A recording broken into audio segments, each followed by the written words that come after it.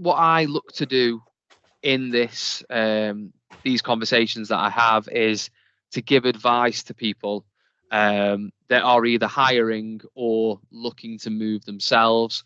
Definitely more so for the latter.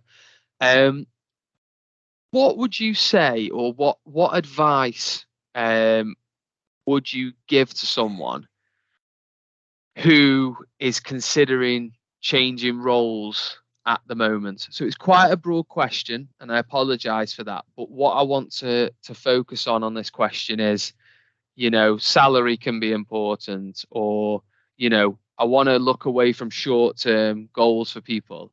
So what would you say are the most important things people should consider when they're looking to move jobs? All right. So what I would say is that it really depends on who you are as a person and where you're at in your career Mm-hmm. and what you enjoy doing, etc. So it's a really personalized advice that I would need to give, right? Yeah. So the first bit of advice is know yourself first. Like, Mm-hmm. I did this bit of work on myself when I took the plunge to go to internal recruitment. So Yeah. I was thinking about all those things. So the first thing is know yourself, right? The second thing is, I've seen a lot of people move, and you touch on that. They're moving for the salary. They're moving because at the moment there are very negative things that they see in their company, Yeah. and that's all they see. And what they think is, well, these are all the negative things.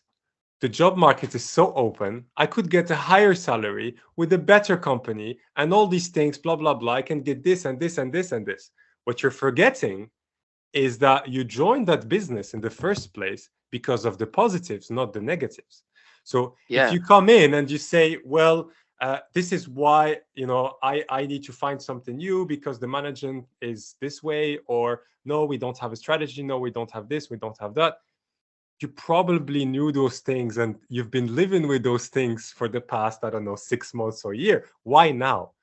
And I'll tell you why now. Because you're frustrated. And you're frustrated, you cannot make a sound decision.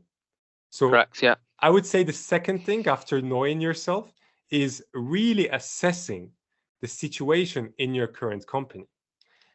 Assessing, first of all, like, why did you join? Um, are you actually enjoying certain parts of it? What are the parts that you're not enjoying? Um, are there learning opportunities that you can take advantage of? Is there stability? How is the team? Is there possibility to change things inside the organization? I get a lot of candidates coming in the interview process. They're extremely frustrated with their company. And what happens is that they just talk about they just complain. It's like a therapy Yeah. session sometimes. I feel like, I feel for them. I understand, but sorry, you have to find a way to solve the situation first. You cannot come to me and say, well, I want to try something new. Getir is not perfect. The other company you're interviewing at is not perfect. You're Yeah. going to find things that you're not going to like in any company you join, and especially if you stay there for more than a year. It's a fact. So really assess these things and don't look at the external offers. It's very easy to say, well, the grass is greener here, the grass is greener there, because everything looks shiny and nice on LinkedIn, right? You see the job description and you're like, wow, that's so much better tech stack, better this, better that. You Yeah. don't know how is it exactly in the inside. So that's why I would say, like, the second most important bit of advice. I would say never move for salary except if you really you really need that money, like it's a Yeah. life or death situation. Because if you are miserable at your job, what good does it do to have a bit more money for your family, for yourself, if you're going to the role and it's just boring, if you go in and you just don't enjoy it, right? Yeah. So enjoying your job and having flexibility, remote, etc., all these things, you need to figure out what works for you, what is important for you, and think about those things before you go and look for a new job. And I'll finish by giving my own personal journey. As I told you, we went through downsizing, and I lost a lot of my colleagues, right? And I had to make a decision: do I stay or do I leave Getir, right? And a lot of my colleagues decided to leave as well, even though they stayed with us, right? And that's fine. You make a decision based on what you're looking for. For me, when I looked at the positives as opposed to the negatives, I saw that those positives I might not find anywhere else. The freedom that I was talking about, the autonomy, the fact that my manager was really trusting me and he knows what I'm capable of.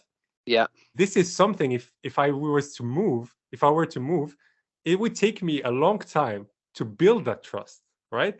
So I took a look at all the pros and cons, and I decided to stay.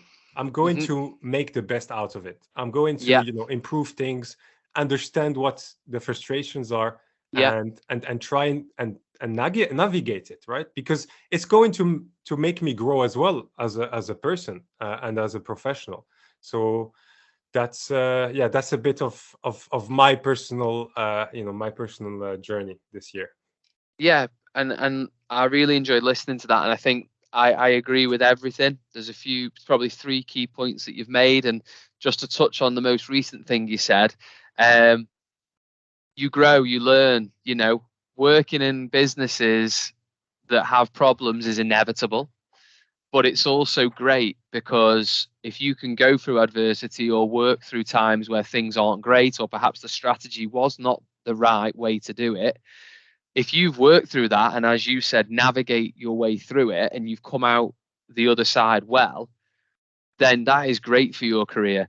I've worked with a number of managers over the years that will not hire someone unless they can talk to them about stories where they've had to deal with tough, difficult situations in their role. And, again, we're not saying that lots of people do this, but when things do look nice and shiny and more cash is available over the road, we do tend to focus on, well, I don't like this, I don't like that, and I don't like that, so I'm going to go over there. Will that fix the problems? No. Will those companies that you're moving to have problems? Yes. And I think one thing that's also really key to point out here is the people that we're working with are, usually experienced technology professionals, DevOps engineers, software engineers, and a lot of the time it will be moving for 90,000 instead of 80 or things like that. So, we are talking about people as well that are on a strong salary. And, I've had multiple conversations with people that have weighed up 2 opportunities and, they've gone, well, I really like this company, but this one pays 5,000 euros more, and they're already on a good salary. I often explain, you won't be walking around feeling 5,000 euros richer, and it's a short-term fix because, yes, okay, day one, you will earn more money in your salary. You will have moved away from the strategy or the manager or something that you were unhappy with. And on day one, all those problems go away. But you don't make a move in a career for day one. You make a career move for day 365, day 700, day 900. And those small factors that you may have considered soon become a distant memory when you actually are in the business doing it for 40 hours, 30 hours, whatever it may be a week. And I'm definitely not saying, and I'm sure you agree, people shouldn't consider salary, because of course they should. It's a great starting point, but I think what advice you're trying to give and what I'm definitely agreeing with is, consider a lot more things and realize that those things are actually what are going to impact your life in terms of your self-fulfillment in the role. We've obviously talked about quite a lot of things here, and I'd like to look at before we kind of finish things is obviously just to talk a little bit about any businesses that are listening as well. To attract talent is probably harder than ever now. There's more jobs available. I know we've said it's slowed down, but there's a lot more jobs available than there are candidates. Good candidates, of course, that fit the role. We've talked a lot on salary. We know that salaries have gone up. We know that packages have to be competitive. But I know for a fact that when I'm speaking to candidates now compared to 6 to 12 months ago, they are looking at a lot more things. You know, salary is the starting point, and it is 10% more than perhaps it was last year. But there's lots more that candidates are looking at because they are, rightly so, allowed to be selective now because they have a lot of opportunity. What would you say for any businesses listening that they should consider offering in order to attract the best talent? What they need to offer is, first of all, an extremely good and nice candidate experience. So Okay. what I find and what I found when I was in the agency is that, you know, I would do so much to get that person into an interview process with them. Yeah. Then they would think, that's it's done, right? We found the perfect candidate. But what you're forgetting is the real challenge is to convince them to actually sign the contract and then later to actually start with you.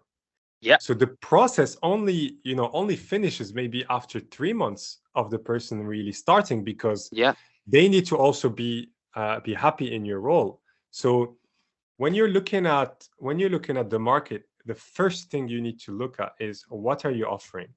What is the job that you're offering exciting?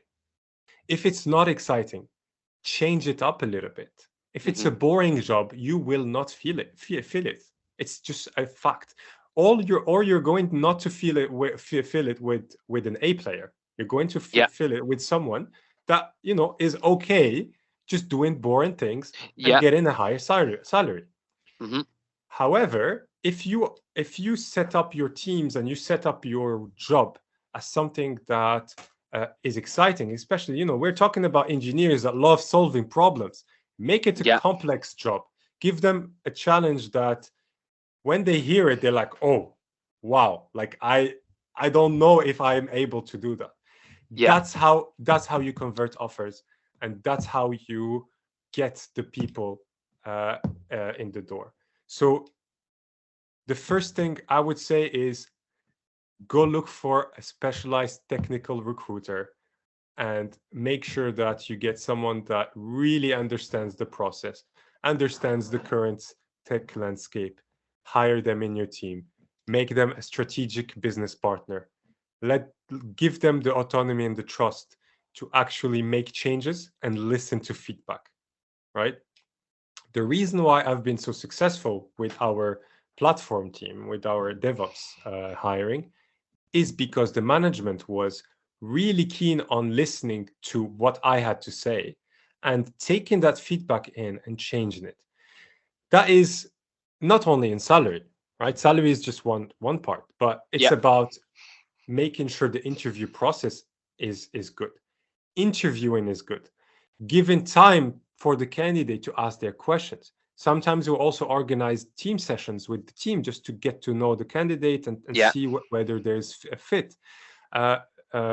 Making sure that the interview process as a whole is coherent. It's not too long for no reason. So there needs to be a healthy conversation between, you know, the business partner from the recruitment side and the hiring manager from the tech side, and see how we can make the experience better. That involves getting feedback from the candidate. So that's something that I do every single time.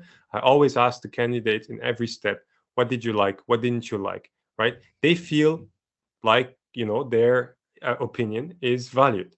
Today, it's not about, here we have a job. You know, you're lucky to be interviewing with us because we are whatever company, right? Very old-fashioned way of thinking, that's isn't not it? the case anymore. Yes. Yeah, I That's agree. why I say you need a technical recruiter to explain to you what the reality of the situation is, right? You're not going to fill a position just because your name is Getir. It helps for sure. You have a brand. It helps to attract talent, not to convince them to take an offer, right? Yeah. And then once you have that process done, then the next step is to look at your attraction, right? So look at, are you writing a really good job description? Is the job description reflecting the excitement and what you're doing in the job? Do you have the tech stack in there, or do you have it as a link? This is what we do. We have a link to the tech stack because that's something very important for candidates, right? Yeah. Do you have the right job title? Today, people don't want to be DevOps engineers because they don't believe that's a title. So Yeah. Yeah. I've heard that a lot. yeah, so that's the next step. So trying to figure out what is the title that people are looking for. What is the vision of your team that you can offer to them? What is the team as well? Like, this is, like, for me, it's the easiest way to sell a role is to tell them exactly what the team looks like, Yeah. because really good people like to work with really good people. So if you tell Yeah. them, look, this is the manager, he has experience in this is the vision they have, this is the strategy, this is the roadmap, they're going to be speaking with that person later on in the interview process, and then they see what I said, right? Yeah. So that's how you set it up. First, take care of the job, make it attractive, but the most important thing is the job itself, because no amount of free fruits or free lemonades and free lunches or events or beer or whatever it is, it's not going to cut it. Yeah. It's just useless. Yeah, I agree, and I feel that when I speak to people, and I think the fruit bowl over the past year has got some really, really bad publicity, hasn't it? I think it's almost damaging now for a business to have fruit in the office, as opposed to offering it.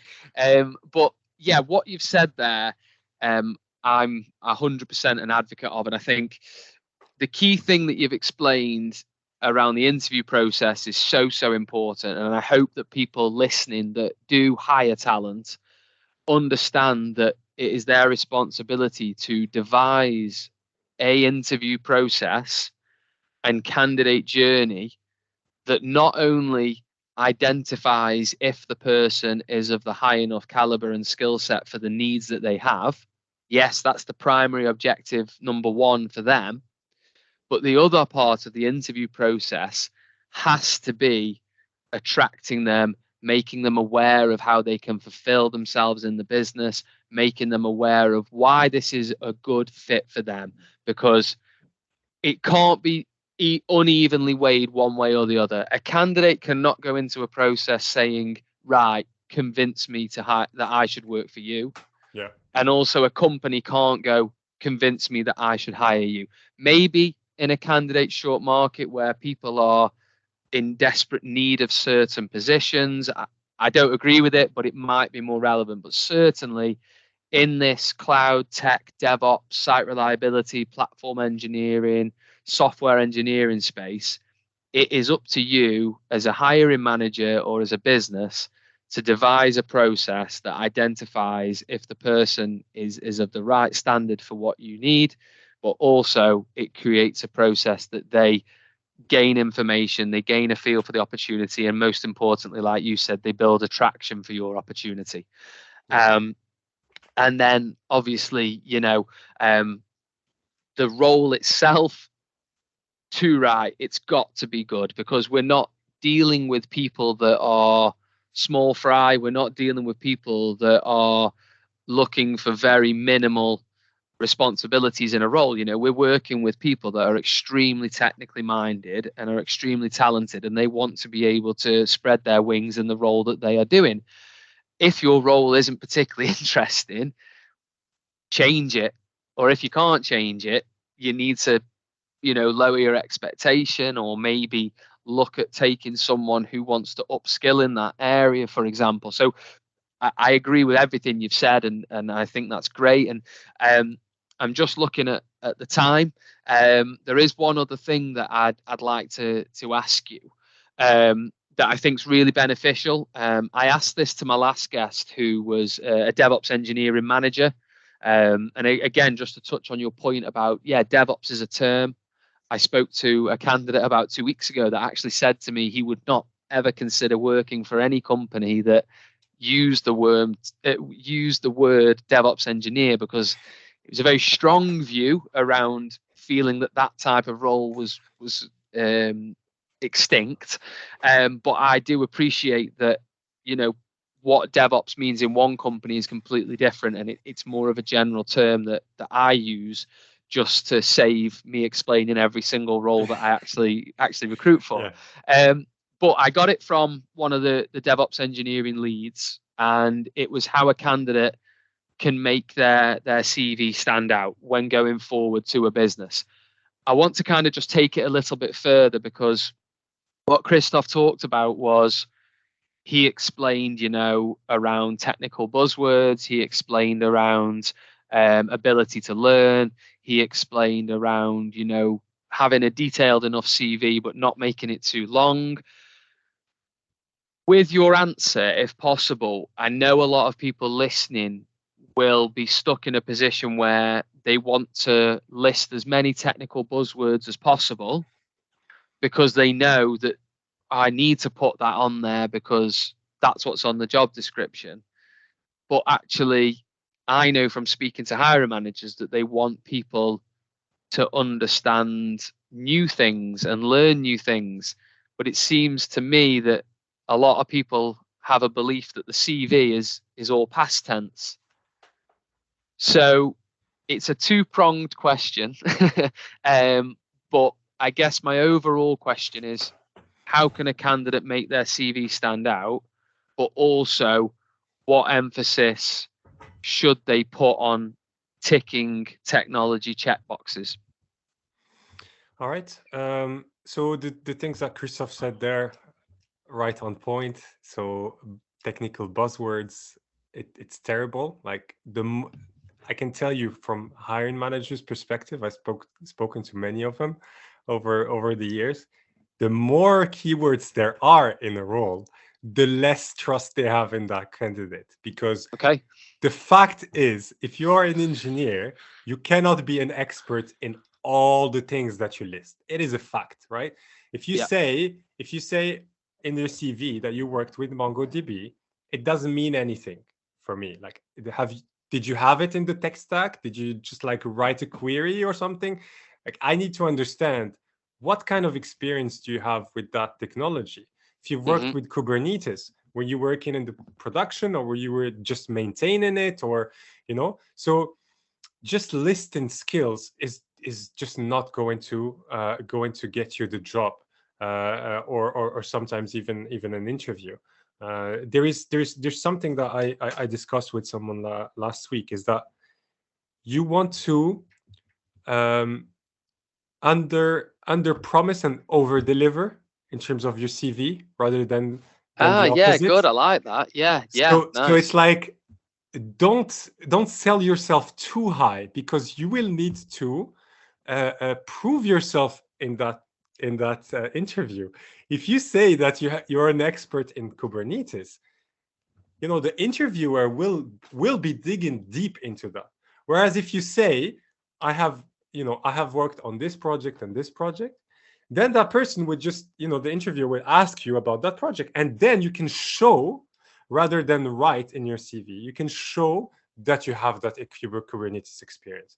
I really like, before I started understanding things as a recruiter, I did the mistake of asking people, how would you rate yourself in that skill? And the answers that I got usually is that, because learning is a curve. So let me explain real quick. So the less you know something, if you don't know something, you know that you don't know it, and that's the baseline, right? Yeah. And the more you know, the more confident you get about what you want. But that comes to a limit.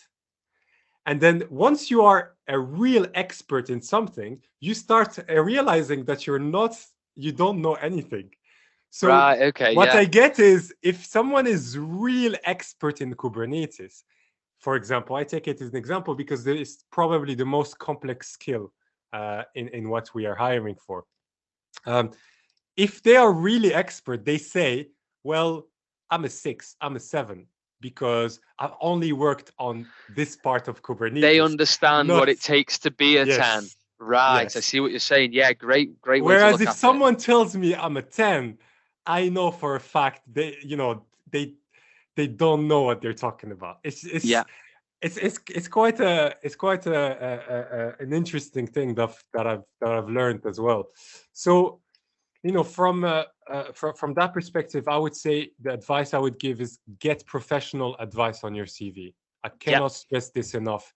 This Yeah. is not your expertise. Writing CVs is not your expertise. Get professional advice on it. Either contact someone like yourself that is Hmm. working to help you get your CV to multiple companies, or you can get just career consultants look at your CV. It's not going to cost you that much, and it's going to help you for the rest of your career.